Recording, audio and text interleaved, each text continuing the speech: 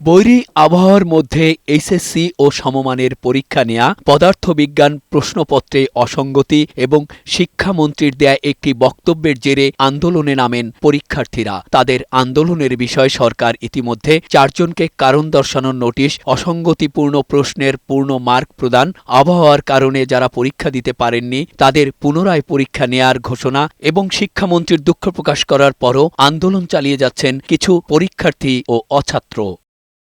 বৃহস্পতিবার সচিবালয়ে স্বরাষ্ট্র মন্ত্রণালয়ে আয়োজিত ব্রিফিংয়ে স্বরাষ্ট্রমন্ত্রী সালাউদ্দিন আহমেদ বলেন, অন্তর্বর্তী সরকারের সময় সচিবালয়ে ঢুকে দাবি আদায়, পরীক্ষা স্থগিত, বিনা পরীক্ষায় পাশের মতো একটি অপসংস্কৃতি তৈরি করা হয়েছিল। সেই প্রবণতার ধারাবাহিকতা এখনো দেখা যাচ্ছে। তারা বিভিন্ন ইস্যুতে নিজেদের পরিচয় গোপন করে এখানে একটা ঘোলা পানিতে মাছ শিকারের ব্যবস্থা করতে চায়। সেটা দৃশ্যমান হয়েছে।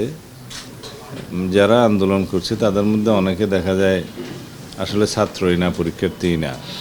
তো যারা তাদের দাবি সম্পর্কে শিক্ষামন্ত্রীকে জানিয়েছে, সরকারকে জানিয়েছে, এই বিষয়ে শিক্ষা মন্ত্রণালয় তাদের অবস্থান পরিষ্কার করেছে।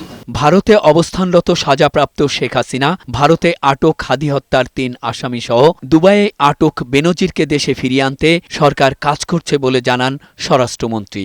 শেখ হাসিনার কথা বললেন তো, সে দেশে ফিরে আসতে চায়। আমরা তো তাকে ফিরিয়ে আনার জন্য এক্সট্রাডিশন চুক্তি অনুসারে ইন্টারিম গভর্নমেন্টের সময়ও পত্র দেওয়া হয়েছে ভারত সরকারের কাছে। এরপর আমরা তাগাদাও দিয়েছি। আমরা দেশে ফিরিয়ে নিয়ে আসার জন্য আমাদের যা কিছু করণীয় আইনানুগভাবে সবকিছু আমরা সম্পন্ন করেছি।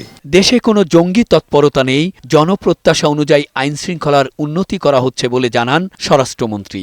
পিছনে যেই থাকুক, সামনে তো আমরা আছি। মেহেদী আজাদ মাসুম, বৈশাখী সংবাদ, ঢাকা।